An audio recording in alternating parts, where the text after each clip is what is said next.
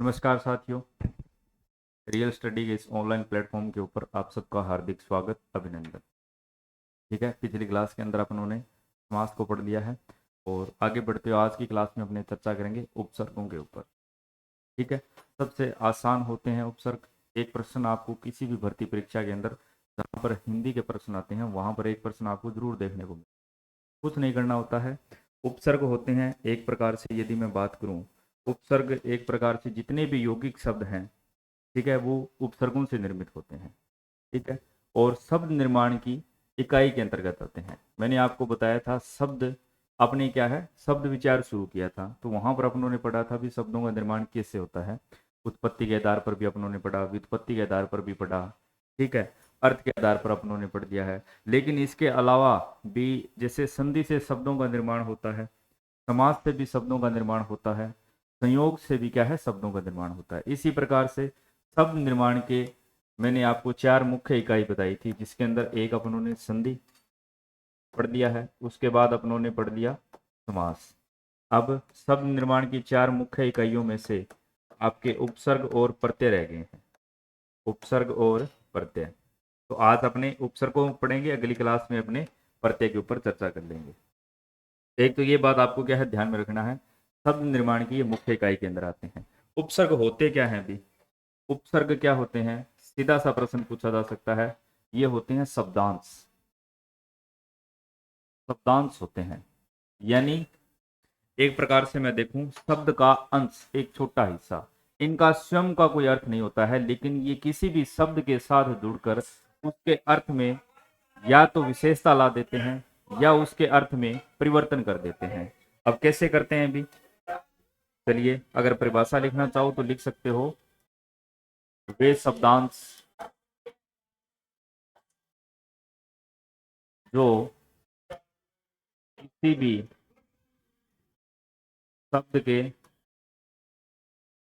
पूर्व में जुड़कर, ये बात ध्यान में रखनी है, उपसर्ग जो है ये कहां पर जुड़ते हैं, किसी भी शब्द के पूर्व यानी प्रारंभ में जुड़ते हैं, और प्रत्यय जो है वो किसी भी शब्द के अंत में जुड़ते हैं। उपसर्ग और प्रत्यय ये दोनों क्या होते हैं, शब्दांश होते हैं। वे शब्दांश जो किसी भी शब्द के पूर्व में जुड़कर उसके अर्थ में क्या ला देते हैं भी, उसके अर्थ में विशेषता ला देते हैं, या यूं बोले, या फिर नया अर्थ प्रकट कर देते हैं, उसे क्या कहते हैं, अपने उपसर्ग कहते हैं। कैसे? उपसर्ग जो है उप प्लस सर्ग से मिलकर बना हुआ है, जिसका मिलना, जिसका मतलब होता है, सर्ग का मतलब होता है मिलना या फिर जुड़ना। यहाँ पर सर्ग का मतलब क्या होता है, मिलना या फिर जुड़ना। अब कैसे भी, जैसे मैंने एक शब्द लिखा हार, ठीक है, हार एक शब्द है। हार, इस हार से मैं ये भी समझ सकता हूं हारने वाला हार भी है। ठीक है, इस हार का मतलब पहनने वाला हार भी है, पहनने वाला हार भी है। ये क्या है भी, एक सार्थक शब्द है, यानी इसका कुछ ना कुछ क्या निकलेगा, अर्थ निकलेगा। क्या है ये? सार्थक एक शब्द है। इस शब्द के यदि पूर्व में, इसके पूर्व में मैं कुछ अन्य उपसर्गों जोड़ दूं, ठीक है, उपसर्ग जोड़ दूं, जैसे मैं जोड़ दूं प्रय, जोड़ दूं प्रय प्लस में हार, ठीक है, क्या शब्द बना, प्रहार। अब इसका अर्थ बदल गया है, प्रहार करना, किसी पर क्या है, किसी को चोट पहुंचाना, किसी पर क्या है, एक प्रकार से इसका अर्थ क्या निकला, हमला करना। इसी प्रकार से यदि इस हार के अंदर मैं वि उपसर्ग जोड़ दूं, विहार, विहार का मतलब क्या हुआ, घूमना, भ्रमण करने से हो गया। अब यहाँ पर हार का मतलब, विहार का मतलब घूमने से हो गया। अब देखिए यहाँ पर क्या है, दोनों उपसर्ग मैंने अलग अलग जोड़े हैं। यहाँ पर प्रय जोड़ा है, यहाँ पर भी जोड़ा है, दोनों उपसर्ग क्या है, अलग अलग है। और हुआ क्या है, शब्द के अर्थ में परिवर्तन हो गया है, विशेषता आ गई है, एक अलग अर्थ बन चुका है। तो ये भी क्या होते हैं, तो उपसर्ग जो होते हैं वो शब्दांश होते हैं, जो किसी भी शब्द के पूर्व में जुड़कर उसका जो मूल अर्थ है उसके अंदर विशेषता ला देते हैं, या फिर नए अर्थ का क्या करवाते हैं, ज्ञान करवाते हैं, वही क्या कहलाते हैं, उपसर्ग कहलाते हैं। और उपसर्ग हमेशा किसके अंदर आएंगे, यौगिक शब्दों के अंदर आएंगे। ठीक है, उपसर्गों के अंदर जितने भी शब्द बनते हैं वो किस प्रकार के शब्द कहलाएंगे, हमारे यौगिक शब्द कहलाएंगे। और ये शब्द निर्माण की मुख्य इकाइयों में से क्या है, एक है। आपसे जो प्रश्न पूछा जाता है वो किस प्रकार से पूछा जाता है। जैसे मैंने एक शब्द लिख दिया, आपसे प्रश्न पूछा जाएगा अध्यापक, बताइए भी इसके अंदर कौन सा उपसर्ग है, इसके अंदर कौन सा उपसर्ग है। जैसे एक शब्द आता है अत्याचार, प्रश्न जो है इसमें से इस प्रकार से बनता है। और मैंने आपको जब अपनों ने संधि पढ़ा था तब भी आपको बताया था जितने भी यण संधि के उदाहरण है, आपकी दीर्घ संधि के उदाहरण है, आपके गुण संधि के उदाहरण है। एक शब्द और लिख लेता हूं मैं, अपेक्षा। ये सभी के सभी किसके अंदर आ जाते हैं, ये उपसर्गों के अंदर भी आते हैं। ठीक है, संधि के अनुसार इनके अंदर परिवर्तन होता है वो बात अलग है, लेकिन ये किसके अंदर आते हैं, उपसर्गों के अंदर भी आते हैं।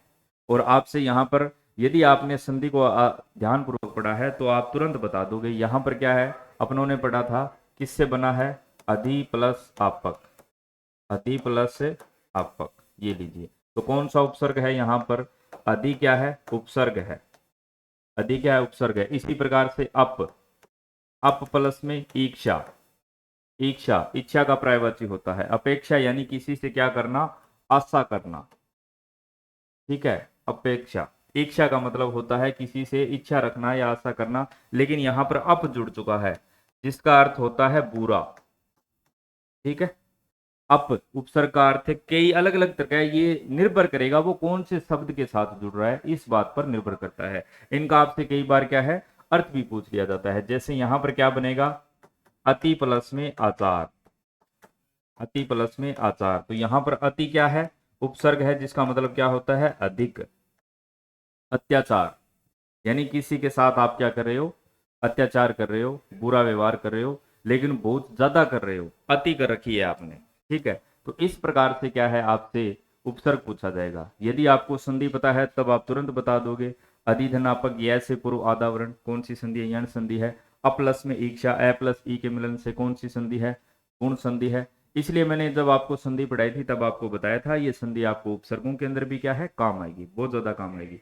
इसी प्रकार से यहाँ पर कौन सी संधि है, यण संधि है। तो व्याकरण क्या है, हमेशा आपस में क्या है, जुड़ी हुई है। तो इनका अपने क्या है, थोड़ा सा ध्यान रखना होता है। अब यदि मैं बात करूं उपसर्गों की, आप किताबों वगैरह के अंदर पढ़ोगे ये उपसर्ग जो है वो 3 प्रकार के होते हैं। तो आपको ये याद रखने की आवश्यकता नहीं है, आपको केवल कितना ध्यान में रखना है, उपसर्ग क्या होते हैं भी, शब्दांश होते हैं। ठीक है, और ये कहां पर जुड़ते हैं, किसी भी शब्द के क्या है, पूर्व में जुड़ते हैं, उसके अर्थ में क्या ला देते हैं, परिवर्तन ला देते हैं, यानी कि नए अर्थ का ज्ञान कराएंगे। क्या कराएंगे, विशेषता प्रकट करेंगे, या फिर नए अर्थ का क्या कराएंगे, ज्ञान करवाएंगे। बस ये 3 इसकी क्या है, एक प्रकार से विशेषता है, मान लो। अब यहां पर ये भी किससे मिलकर बना हुआ है, उप प्लस सर्ग से मिलकर बना हुआ है। सर्ग का मतलब होता है जुड़ना, यानी कि मिलने से होता है। उपसर्ग भी जो है आपके 3 प्रकार के होते हैं। कौन कौन से होते हैं भी, कौन कौन से होते हैं, तो देखिए, एक होते हैं आपके संस्कृत के उपसर्ग, ठीक है, दूसरे हैं आपके हिंदी के उपसर्ग, और इसी के साथ साथ आपसे जो प्रश्न पूछा जाता है, कई बार सीधा सा प्रश्न पूछ लिया जाता है, तो यहाँ पर जो शब्द दिए गए हैं उनके अंदर विदेशी उपसर्ग कौन सा है, विदेशी लिख लो। और ज्यादातर जितनी भी उपसर्ग है वो अरबी, एक प्रकार से मैं बात करूं, अरबी यानी कि उर्दू भाषा के उपसर्ग। ठीक है, जैसे शब्द आता है, एक प्रकार से मैं आपको लिखना चाहूं, शब्द आता है बदबू। ठीक है, शब्द आता है बदबू, शब्द आता है ऐन वक्त, गैर हाजिर। ठीक है, तो ये जो शब्द है यहाँ पर, बदबू हो गया, एन हो गया, ठीक है, ला इलाज, ला इलाज। तो ये ऐसे शब्द आप देखते ही आसानी पूर्वक क्या है, पहचान जाओगे। इसी प्रकार से सबसे ज्यादा जो एक प्रश्न आपको क्या ध्यान में रखना है, संस्कृत के अंदर आपको ये ध्यान में रखना है, संस्कृत के 22 उपसर्ग जो है वो अपने क्या है, उपसर्गों के अंदर काम में लेते हैं। मुख्य तौर पर 22 उपसर्ग काम में लेते हैं, इसके अलावा अन्य भी उपसर्ग है, लेकिन एक बार ये प्रश्न पूछा गया है, आपको वैसे रटने की आवश्यकता नहीं है अभी कौन कौन से पूछे जाएंगे, आप देखते ही पहचान जाओगे। जैसे अधि उपसर्ग आता है, अति उपसर्ग आता है, प्रय उपसर्ग आता है। तो ये ऐसे शब्द जो बोलने में कठिन हो, जब अपनों ने तत्सम तद्भव पढ़ा था तब भी मैंने आपको बताया था। ठीक है, ऐसे शब्द आप देखते ही पहचान जाओगे। जैसे आ उपसर्ग आता है, ए हिंदी भाषा के अंदर काम में लिया जाता है, हिंदी के अंदर ती उपसर्ग आ जाता है। तो हिंदी के भी उपसर्ग हैं, विदेशी भाषा के भी उपसर्ग है, लेकिन अपने को इनको रटने की आवश्यकता नहीं है। केवल ये ध्यान में रख लेना, संस्कृत के 22 उपसर्गों का अपने प्रयोग क्या करते हैं, अपने जब उपसर्ग पढ़ेंगे वहां पर करते हैं। और ये एक बार प्रश्न पूछा गया है भी, जो हिंदी के अंदर अपने उपसर्ग पढ़ते हैं उनके अंदर संस्कृत के कितने उपसर्ग शामिल किए जाते हैं, तो मुख्य तौर पर 22 उपसर्ग शामिल किए जाते हैं। और उपसर्ग जो है इनके अंदर वैसे कोई नियम नहीं लगता है। ठीक है, जैसे संधि के अंदर अपन ने पढ़ा था भी इनके अंदर क्या है, कुछ नियम लगते हैं, तो ऐसा यहाँ पर कोई नियम नहीं है। यहाँ पर जैसे अप हो गया, अभी हो गया, ठीक है, अदि हो गया, अति हो गया, इस प्रकार से ये संस्कृत के उपसर्गों का अपने क्या है प्रयोग में लेते हैं। चलिए अब कुछ यहाँ पर अपने, चलिए अब जैसे मैंने यहाँ पर ये थोड़ा सा बना लिया है, वीडियो ज़्यादा लंबा ना हो, आप कम समय में अपना आप अध्ययन कर पाओ, देख लीजिए। अब जैसे यहाँ पर है अति, बस आपको क्या करना है, इनको अच्छे से समझना है। हमें केवल और केवल उपसर्ग की पहचान करनी है। ये आपसे कोई नहीं पूछेगा अभी संस्कृत भाषा का उपसर्ग कौन सा है, हिंदी भाषा का उपसर्ग कौन सा है। हाँ, विदेशी पूछ सकता है, लेकिन विदेशी वाले बिल्कुल आसान है। वो शब्द ही ऐसे हैं, क्योंकि आप प्रयोग में लेकर देखोगे ना, आप आराम से पहचान जाओगे। और संस्कृत के जो तत्सम उपसर्ग है, क्योंकि तत्सम शब्दों के अंदर क्या है, संधि होती है, और अधिकांशतः संधि वाले जो शब्द हैं वही उपसर्गों के अंदर आ जाते हैं। ठीक है, अत्यावश्यक हो गया, अत्याचार हो गया, अत्युक्ति हो गया, इस प्रकार से। अब देखिए, तो इनको आपको रटने की आवश्यकता नहीं है, बस इतना ध्यान में रखना है, संस्कृत भाषा के 22 उपसर्ग हिंदी के अंदर अपने काम में लेते हैं। ये प्रश्न पूछा गया इसलिए आपको बताया है, ये संख्या ध्यान में रख लेना। बाकी आपको गिनने की आवश्यकता नहीं है, अभी संस्कृत के अंदर 20 हैं, हिंदी वाले 10 हैं, या उर्दू वाले 40 है, तो ऐसे आपको याद नहीं रखना है, केवल पढ़ना है और समझना है। जैसे आपको क्या है, परीक्षा के अंदर शब्द दिया जाएगा, ठीक है, आपसे प्रश्न किस प्रकार से पूछा जाएगा, जैसे यहाँ पर अति उपसर्ग है, तो इसका अति का मतलब क्या होता है, अधिक भी होता है, परे भी होता है। ठीक है, इसी प्रकार से अधिक का मतलब ऊपर या फिर श्रेष्ठ से भी होता है, जैसे अधीक्षक जो सबसे ऊपर हो, श्रेष्ठ हो एकदम। अधि प्लस में ईक्षक, कौन सी संधि हो रही है यहाँ पर, अधि उपसर्ग है, प्लस में ईक्षक जुड़ा हुआ है, दीर्घ संधि हो रही है, तो संधि भी हो रही है इसके अंदर और उपसर्ग भी है। कौन सा है, अधि है, जो सबसे ऊपर है, सबसे श्रेष्ठ है। अधीन, अधि प्लस में ईन, ठीक है। अध्यापक, अधि प्लस में आपक, कौन सी संधि हो रही है यहाँ पर, यण संधि हो रही है। अब आपसे शब्द दे दिया जाए, जैसे 3 शब्द दे दिया आपको, अधीक्षक, अधीन, अध्यापक और अनुदान। बताइए निम्न में से उपसर्ग कौन सा अलग है, ठीक है, या निम्न में से किस शब्द के अंदर आपका अधि उपसर्ग का प्रयोग नहीं हुआ है। तो आप देखते ही पहचान जाओगे, अधि प्लस में ईक्षक, अधि प्लस में ईन, अधि प्लस में आपक, यहाँ पर क्या है, अनु उपसर्ग का प्रयोग हो रहा है, क्योंकि यहाँ पर मूल शब्द क्या है, दान है। उपसर्गों के अंदर क्या होता है, ये किसी भी मूल शब्द के पूर्व में जुड़ जाते हैं, वहां पर उसके अर्थ में विशेषता ला देते हैं, या फिर कोई नए अर्थ का क्या है ज्ञान करवाते हैं हमें, तो वो क्या कहलाते हैं, हमारे उपसर्ग कहलाते हैं। जैसे यहाँ पर लिख रखा है ना, ये थोड़ा सा जिनका इनका अर्थ है वो थोड़ा सा ध्यान में रख लेना, वैसे इनका स्वयं का कोई मतलब नहीं होता। जैसे अभी इनका मैं अकेले प्रयोग करना चाहूँ तो मैं नहीं कर सकता हूँ इनका प्रयोग, हाँ, ठीक है, ये ध्यान रखना, क्योंकि ये शब्दांश है, शब्द के अंश है, मूल शब्द नहीं है, मूल शब्द के ये पूर्व में जुड़ते हैं, यहाँ पर ध्यान रखना। तो जैसे अति, अत्यंत हो गया, अत्याचार हो गया, अति प्लस में अंत, अति प्लस में आचार, अति प्लस में आचार। अब देखिए ई के बाद भिन्न स्वर आया है आपका, दोनों तरफ स्वरों का मिलन हो रहा है, ई किस में बदला, यह के अंदर बदला, तय में, तय यहाँ पर अब क्या रह गया, आधा रह गया, तो तय यहाँ पर आ गया। देखिए अत्यधिक हो गया, ठीक है, अतिरिक्त हो गया, कौन सी संधि हो रही है, ठीक है, यहाँ पर देखिए अत्यधिक, अति प्लस में अधिक, कौन सी संधि हो रही है, यण संधि हो रही है। तो यहाँ पर क्या है, यदि आपको संधि अच्छे से आती है तो संधि के जितने भी शब्द उपसर्ग के अंदर काम में आएंगे वहां पर आप तुरंत इनको क्या है पहचान जाओगे।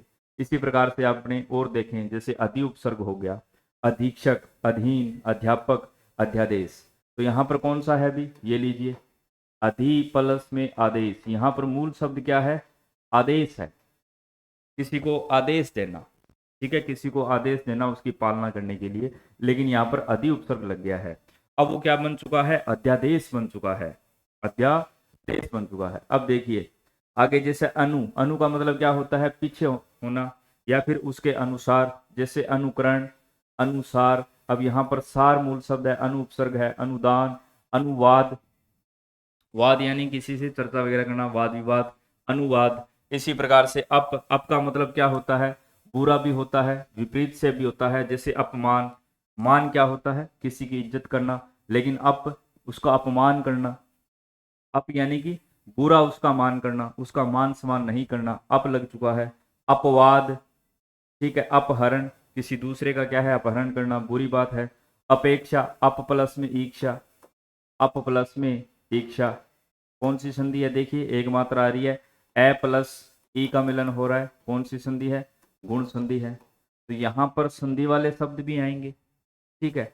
तो उपसर्ग क्या है, हमें बस इतना समझना है, इनको तोड़ना है, शब्द को आपको क्या है तोड़ना है, तोड़ते वक्त गलती नहीं करनी है, शब्द को तोड़ना वो ध्यान पूर्वक तोड़ना है। जैसे अव आ गया, अव का मतलब कम या हीन, जैसे अवसर, अवदान, अवगुण, अवमानना, ठीक है। अभी का मतलब होता है विशेष यानी कि अधिक, जैसे किसी का अभिमान, अभिमान किसको ये लिए बोलते हैं, घमंड का पर्यायवाची होता है, यानी विशेष, जब अपने आप को क्या अंदर हो जाए, अपने अंदर ऐसा हो जाए, अभिमान आ जाए, अहंकार आ जाए, उसके लिए अभिमान, अभिवादन करना, अभिनेता।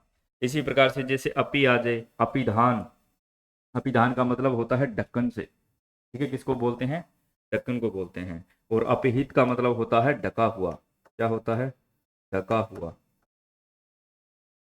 तो ये जो सभी उपसर्ग है, अति हो गया, अधि हो गया, अनु हो गया, अपि हो गया, प्रति हो गया, उद हो गया, जैसे आ तक यानी कि पर्यंत, आमरण मृत्यु पर्यंत तक, अपवित्र ये क्या है, आजीवन है, सॉरी आजीवन यानी जीवन भर, आगमन। इसी प्रकार से जैसे उत, अपने हिंदी के अंदर उत का प्रयोग करते हैं और संस्कृत के अंदर क्या है उद का प्रयोग किया जाता है, इसलिए दोनों मैंने साथ में लिख दिए है, कंफ्यूज मत होना। जैसे उद्गम आ जाए, उदित आ जाए यानी कि उद्भव आ जाए, इस प्रकार से।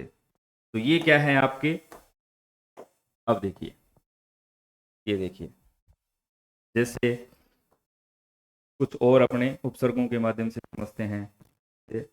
उदाहरण लिख रखे हैं मैंने यहाँ पर, देखिए अधि, अधि का मतलब क्या होता है, कई बार अर्थ के अंदर उलझना नहीं है, बस एक बार पढ़ना है, इनको रटने की आवश्यकता नहीं है, कहीं रटने बैठ जाओ। अधि का मतलब श्रेष्ठ, ऊपर, ऊंचा, ये एक दूसरे के पर्याय है, मतलब एक ही है, ठीक है। मतलब कोई श्रेष्ठ है वो क्या होगा, ऊपर भी होगा, और जो ऊपर होता है उसी को अपने क्या है प्रधान बोलते हैं। ऊपर के लिए ऊंचा भी बोल सकते हैं और मुख्य भी बोल सकते हैं। तो ये समझने की आवश्यकता है, थोड़ा सा अपने को अर्थ ध्यान में हो ना, तो थोड़ा सा हमारे लिए आसान हो जाता है। अब जैसे देखिए अधिकार, अति प्लस पति, अधिपति, ठीक है, अधि प्लस में अक्ष, अध्यक्ष। अब यहाँ पर आप देखोगे कुछ के अंदर क्या है संधि लागू हो रही है, लेकिन बाकी जगह संयोग हो रहा है। जैसे अधि प्लस में कार, यहाँ पर केवल क्या हुआ है, संयोग हुआ है।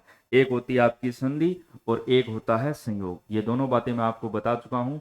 बहुत सारे शब्द ऐसे होते हैं जहां पर संधि के नियम लागू होते हैं, लेकिन बहुत सारे शब्द ऐसे भी आपको मिलेंगे जहां पर केवल और केवल क्या होता है, संयोग होता है, ठीक है। जैसे अनु आ जाए, अनु का मतलब पश्चात, समानता, अनुशासन, अनुरूप, अनुकरण। अब आपसे यहाँ पर क्या प्रश्न पूछा जा सकता है, केवल और केवल यही प्रश्न पूछा जाएगा, निम्न में से शब्द देकर, या तो वो क्या करेगा, आपको चार ऑप्शन दिए होंगे, उनमें से एक ऑप्शन विभिन्न अलग वाला डालेगा, वे अलग कौन सा है इसके बारे में आप बताओ।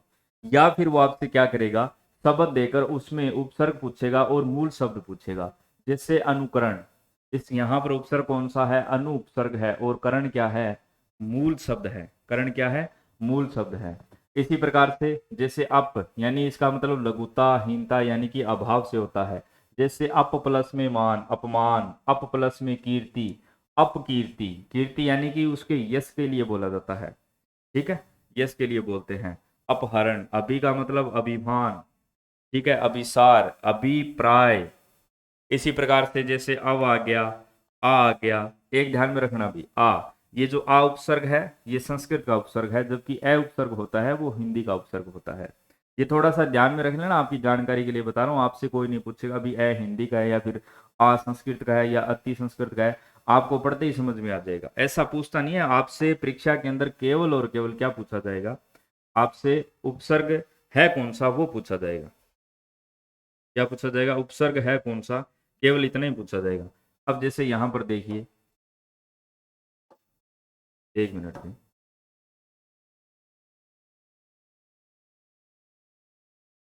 ये लीजिए। अब और कुछ मूल उपसर्ग जो बार बार क्या है परीक्षा के अंदर पूछ लिए जाते हैं, थोड़ा सा ध्यान रख लेना। जैसे परि उपसर्ग पूछा जाता है। परि का मतलब आसपास यानी कि चारों ओर। जैसे परि प्लस में आवरण, चारों ओर से ढका हुआ, क्या बन जाता है? पर्यावरण। अब देखिए परिपूर्ण, परिपूर्ण कौन होगा? जो चारों ओर से अपने आप में क्या है एकदम संपूर्ण हो, परिपूर्ण हो गया।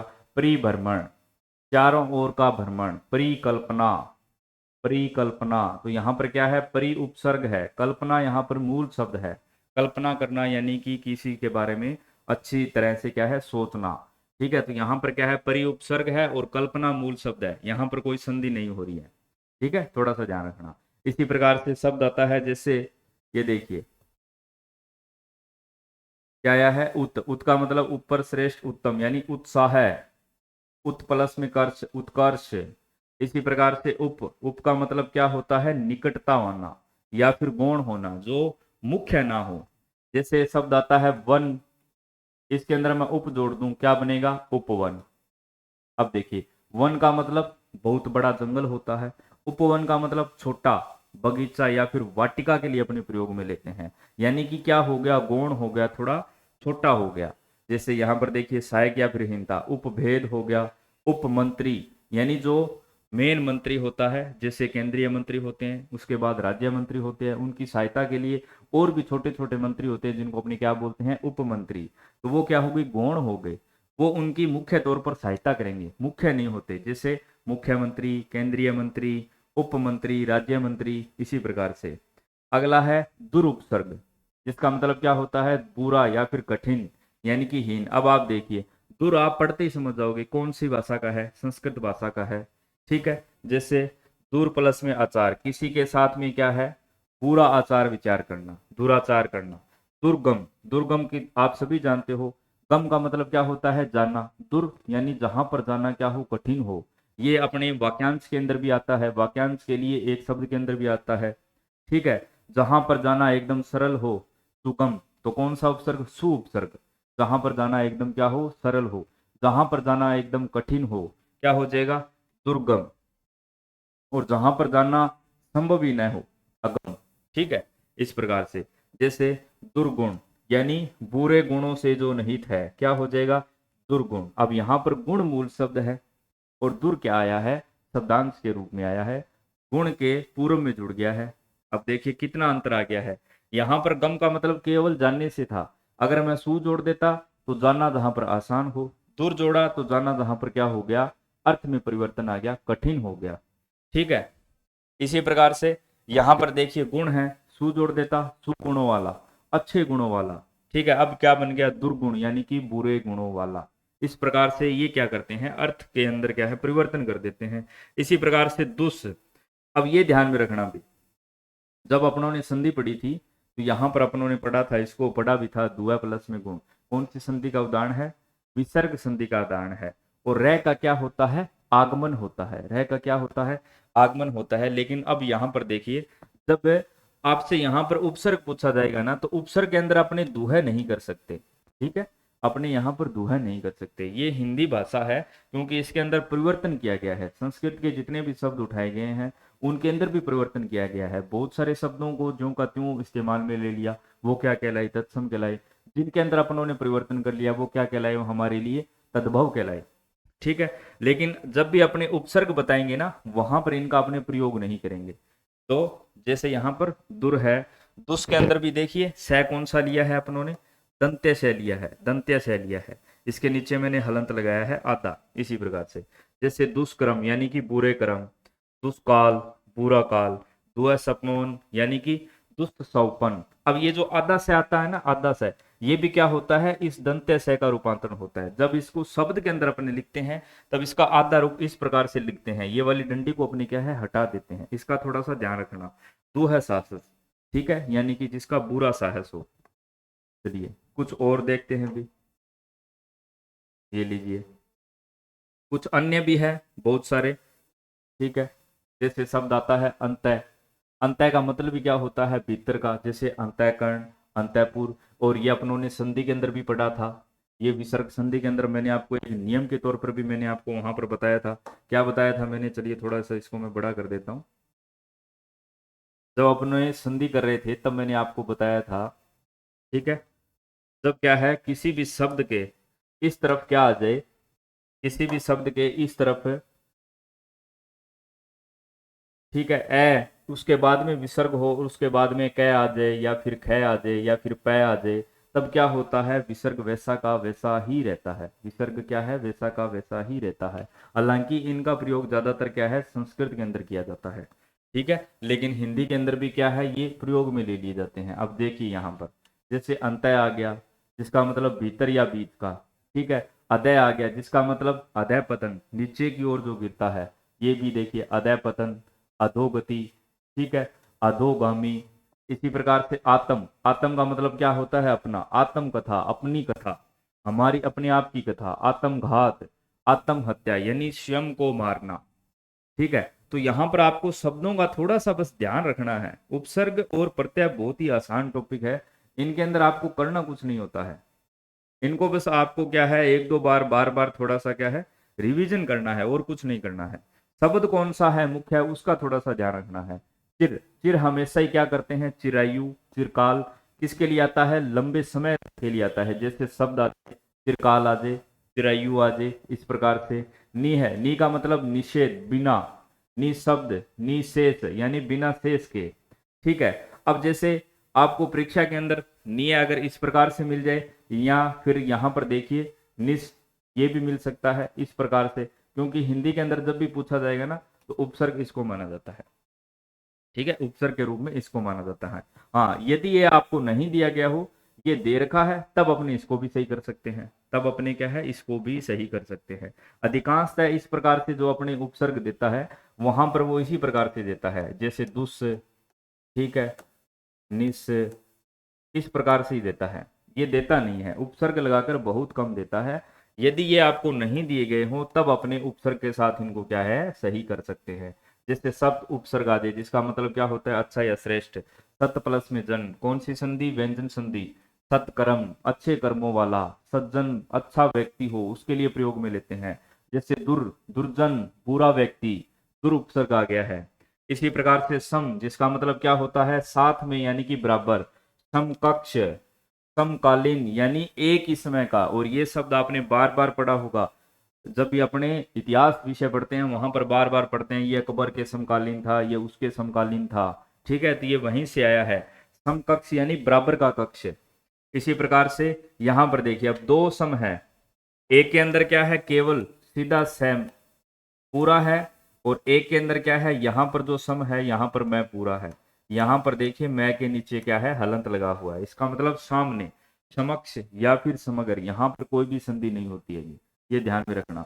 जिस उपसर्ग के अंदर क्या है, अंत में ये एक प्रकार से ये लगता है विसर्ग, वहां पर अधिकांशतः संधि नहीं होती है, ठीक है, थोड़ा सा ध्यान रखना। इसी प्रकार से सह, सह का मतलब होता है साथ में, जैसे सहकार, सहकारी, सहचर, सहपाठी यानी साथ में पढ़ने वाला। क्या हो गया, पाठी मतलब साथ में पढ़ने वाला, ये लीजिए सहपाठी आ गया। सब, जैसे स्वकीय, स्वतंत्र, स्वदेश। इसी प्रकार से स्वयं, स्वयं का मतलब खुद या अपने आप। स्वयंभू, स्वयं सिद्ध, स्वयं द्वारा किया गया सिद्ध, ठीक है। चलिए कुछ और है देख लेते हैं, क्या दिक्कत है इसकी। ये लीजिए, यहाँ पे तक देख लिया ना, ठीक है। आगे है सम हो गया, उसके बाद स्वयं आ गया, अगर आ गया, अगर, अगर। अब देखिए अगर का मतलब क्या है, आदि में या फिर आगे। अगर गण्य, अगर गण्य का मतलब जो सबसे पहले गिना जाए। गण्य का मतलब होता है जो गिनने योग्य हो। अगर गण्य जो सबसे पहले गिना जाएगा। इसी प्रकार से अपर, अपर का मतलब दूसरा यानी कि पिछला। अपर बल, अपर लोक, अपराजित, ठीक है। इसी प्रकार से बही, बही का मतलब बही, बहिष्कार करना, बहिर्गामी, बहिर्मुख, बाहर की ओर जो क्या हो, उन्मुख हो। यथा, यथा का मतलब जैसे, यथा योग्य, जैसे योग्य हो। यथा रुचि यानी रुचि के अनुसार। यथा विधि, ये अपनों ने समास के अंदर भी पढ़ा था, क्या पढ़ा था, जैसा हो वैसा का वैसा, जैसे यथा विधि विधि के अनुसार, यथा शक्ति शक्ति के अनुसार, यथा रुचि रुचि के अनुसार, यथा समय समय के अनुसार लगा दो। के अनुसार का मतलब जैसा है वैसे का वैसा। इसी प्रकार से साक्षात, साक्षात का मतलब क्या होता है? प्रत्यक्ष यानी कि स्वयं। साक्षात्कार, जैसे हमारा क्या है, जो बड़ी परीक्षाएं होती हैं वहां पर क्या है, इंटरव्यू जो लिया जाता है उसी को बोलते हैं। ठीक है। इसी प्रकार से जैसे पर आ गया, पर का मतलब मुख्य है, परपोता हो गया, परदादा, परदेश। तो ये इनके अंदर क्या है, आप देखने वाली बात है। दादा यहाँ पर मूल है, देश यहाँ पर मूल है, पोता यहाँ पर मूल है। ठीक है। परदेश यानी कि दूसरा कोई देश, पर का मतलब कोई दूसरा कोई देश, यहाँ पर देश, प्रदेश में गए हुए व्यक्ति। ठीक है। तो देखिए कोई आसान ज्यादा क्या है, मुश्किल नहीं है अभी। तो इस प्रकार से ये जो मैंने अभी आपको बताए हैं, ये संस्कृत के या हिंदी भाषा के क्या है, हमारे उपसर्ग है। इसी प्रकार से विदेशी भाषा के बहुत सारे उपसर्ग क्या है, अपने काम में लेते हैं। जैसे गैर उपसर्ग हो गया, ला उपसर्ग हो गया, ला इलाज। ठीक है। ला उपसर्ग हो गया, विदेशी भाषा के उपसर्ग है। अल हो गया, एन हो गया। कौन कौन से अभी, जैसे अल, एक मिनट, इनको आपको केवल पढ़ना है। जैसे शब्द आ जाए, अल हो गया, एन हो गया, गैर हो गया, हर हो गया। ए हर और भर, भर जो होता है जैसे पेट भरकर, भर पेट अपने बहुत बार पढ़ते हैं। भर जो उपसर्ग है वो हिंदी भाषा का है, याद रखना और रखना। जैसे हर रोज, शब्द आ जाए हर रोज, हर दिन, हर वक्त। ठीक है। जैसे गैर हाजिर, शब्द आता है गैर हाजिर, एन वक्त, एन वक्त। ठीक है। अलबत्ता, ये जो शब्द है आप देखते ही पहचान लोगे। जैसे शब्द आता है ला, ला इलाज, ला इलाज। ठीक है। लाचार, जो एकदम क्या हो, लाचार हो, विवश हो, उसके लिए अपने प्रयोग में लेते हैं। तो बद आ जाए, बहुत बार पूछा गया है। जैसे बदबू के अंदर उपसर्ग बताइए, तो यहाँ पर बद क्या है, उपसर्ग है, और बू मूल शब्द है। ठीक है। बू मूल शब्द है। इसी प्रकार से शब्द आता है खुशबू, क्या आता है, खुशबू। अब यहाँ पर क्या है, खुश मूल शब्द है, और बू क्या है, प्रत्येक रूप में यहाँ पर प्रयोग हुआ है। तो ये क्या है, हमें शब्द के माध्यम से पता चलेगा। अब यहाँ पर क्या है, बद जो पूर्व में जुड़ा है, तो क्या बना, ये उपसर्ग बना। ठीक है। क्या बना, क्योंकि यहाँ पर बद उपसर्ग है। बू, बू का मतलब पूरी यानी कि गंदी जो खुशबू है उसके लिए अपने प्रयोग में लेते हैं। ठीक है। इसी प्रकार से जो खुश है, ये भी उपसर्ग के अंदर अपने प्रयोग में लेते हैं। खुशकिस्मत शब्द आता है, क्या आ जाता है, खुशकिस्मत आ जाए। तो ऐसे जो शब्द जिनको आप एकदम क्या है पहचान लो, बर्दाश्त आ जाए, बिना वजह आ जाए, सरनाम, सरपंच। ठीक है। सर भी क्या है, अपना उर्दू का उपसर्ग है, सरनाम हो जाए। सरपंच अपने प्रयोग में लेते हैं, सरपंच गांव का जो मुखिया होता है उसके लिए प्रयोग में लेते हैं। ठीक है। बद आ जाए, बदनाम आ जाए, बदकिस्मत आ जाए। बद भी आता है, ये लीजिए, बद से और बन जाते हैं अभी, बदनाम, बदकिस्मत, यानी जिसकी किस्मत क्या हो, बुरी हो। इस प्रकार से तो जो उपसर्ग उर्दू भाषा के या जो अरबी भाषा के उपसर्ग है, इनको क्या बोला जाता है, इनको बोला जाता है विदेशी उपसर्ग। सीधा सा प्रश्न आता है, निम्न में से आपको 4 शब्द देगा, वहां पर 2 आपको दे देगा। जैसे संस्कृत के उपसर्ग दे दिया, अत्याचार, अत्याधिक, या फिर एक कोई हिंदी का उपसर्ग उठा के दे दिया। जैसे शब्द आ जाए अपवित्र, अपवित्र। अब यहाँ पर मूल शब्द क्या है, पवित्र है। मूल शब्द क्या है, पवित्र है। और ए क्या है, उपसर्ग है। जैसे शब्द आ जाए अनपढ़, जो पढ़ा लिखा हुआ ना हो। ठीक है। शब्द आ जाए अधर्म, ये लीजिए अधर्म। अब इनको पहचानना कहाँ पर मुश्किल है अभी बताइए। ए प्लस में पवित्र, ये लीजिए, ए प्लस में धर्म, अति प्लस में आचार। ठीक है। एक शब्द आ जाए, जैसे शब्द आ जाए बद प्लस में किस्मत। अब आपको 4 शब्द दे दे वो, जैसे अपवित्र हो गया, अधर्म हो गया, अधर्म, अत्याचार और बदकिस्मत। बदकिस्मत। बताइए निम्न में से विदेशी उपसर्ग कौन सा है? तो आप एक झटके के अंदर तुरंत बता दोगे कौन सा हो जाएगा अभी, तो बदकिस्मत हो जाएगा। बाकी के बाकी क्या है, बाकी क्या है अभी, बाकी जो हैं वो देसी उपसर्ग हैं, इनको देसी बोल दो। ये जो उपसर्ग है ये हिंदी का है, ये भी हिंदी का है। ये जो उपसर्ग है अति उपसर्ग है ये संस्कृत का होता है। किसका होता है? संस्कृत का होता है। एक बार आप अच्छे से ध्यानपूर्वक पढ़ लेना, बाकी इसके अंदर आपको कोई दिक्कत नहीं आएगी। तो इसको जो आज अपनों ने पढ़ा है इसको अपने क्या बोलते हैं? शब्दांश। शब्द निर्माण की एक मुख्य इकाई है, किसी भी शब्द के पूर्व में जुड़ते हैं, ठीक है। और उसके अर्थ में क्या है विशेषता या फिर परिवर्तन ला देते हैं। उपसर्ग जो होते हैं कितने प्रकार के होते हैं? 3 प्रकार के होते हैं। संस्कृत के भी उपसर्ग होते हैं, हिंदी भाषा के स्वयं के जो उपसर्ग होते हैं वो बिल्कुल आसान है, जैसे ती आ गया तिराहा, तिरंगा, चो आ गया चौराहा, चौपाया, इस प्रकार से। तो ये बिल्कुल आसान होते हैं। ए उपसर्ग हो गया, ये हिंदी का उपसर्ग है, ठीक है। अधिकांशतः जो ज्यादा उपसर्ग हैं हिंदी के अंदर वो संस्कृत के हैं, उनकी संख्या कई बार पूछ ली जाती है, तो हमेशा ध्यान में रखना है प्रयोग में कितने ही ले। प्रयोग में लेने को अपने 30 ले सकते हैं, 35 ले सकते हैं, लेकिन संख्या अगर आपसे पूछ ले आपको केवल 22 बताना है, क्योंकि एनसीईआरटी के अंदर वो लिखा गया है और एक बार रीट के अंदर पूछा भी गया है, तो वहां पर जो 22 है वो उत्तर माना गया है इसका। तो ये 22 आपको ध्यान में रखना है, बस इतना आपको ध्यान में रखना है। इसके अलावा जो विदेशी उपसर्ग है वो भी बहुत सारे हैं, ठीक है। वो उनको आप एक बार पढ़ लोगे और एक बार पढ़ते ही आपको समझ में आ जाएगा। तो विदेशी उपसर्ग बिल्कुल आसान होते हैं। आपसे केवल और केवल उपसर्ग पूछेगा या फिर 4 शब्द देकर उनमें से जो अलग उपसर्ग है वो कौन सा है। ज्यादातर जो प्रश्न आता है वो वही आता है। 4 आपको शब्द देगा, ठीक है, वो शब्द आपको अच्छे से पढ़ने हैं, उनमें से उपसर्ग निकालना है आपको, ठीक है। क्या निकालना है? उपसर्ग निकालना है। चलिए भी मिलते हैं अब एक नेक्स्ट वीडियो के अंदर। धन्यवाद, थैंक्स फॉर वॉचिंग।